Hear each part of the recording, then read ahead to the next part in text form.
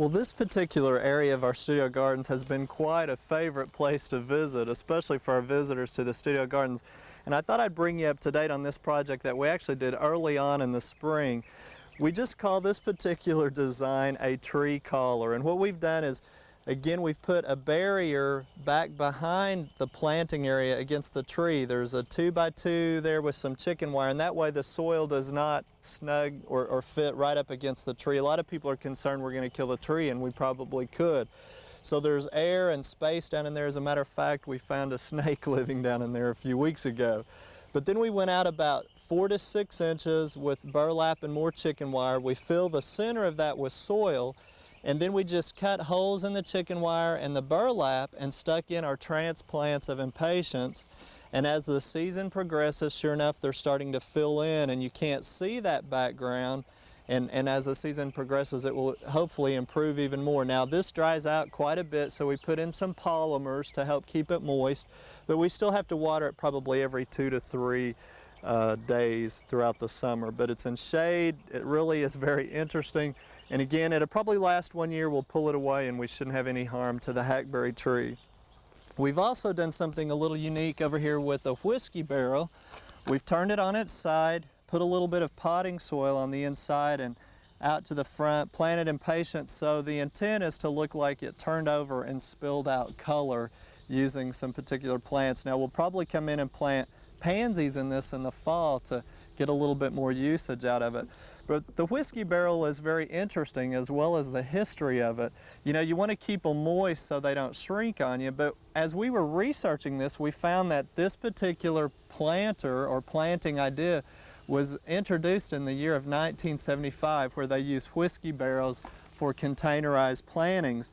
And you know, 1975 was also the first year that Oklahoma gardening hit the air. So we're celebrating our 20th anniversary, and we thought it'd be pretty fun to take maybe a nostalgic look back at what happened with gardening and other things in the year 1975.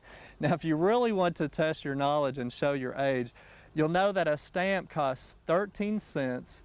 Mood rings were a big hit and sold for $2.99 a piece, and the top songs were The Hustle and Love Will Keep Us Together.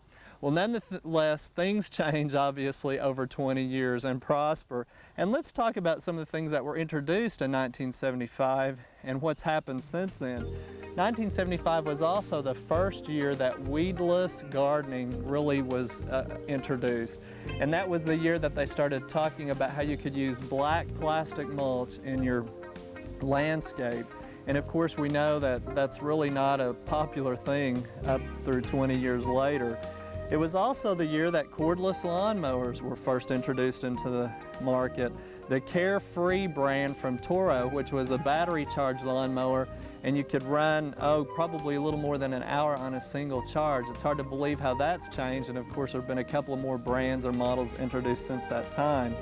Also, with the high inflation that was occurring during that time, community gardens became a big thing, where people could grow vegetables even if they were in an urbanized setting on a piece of land set aside maybe by a city, and they could use those vegetables to help fight those inflation prices.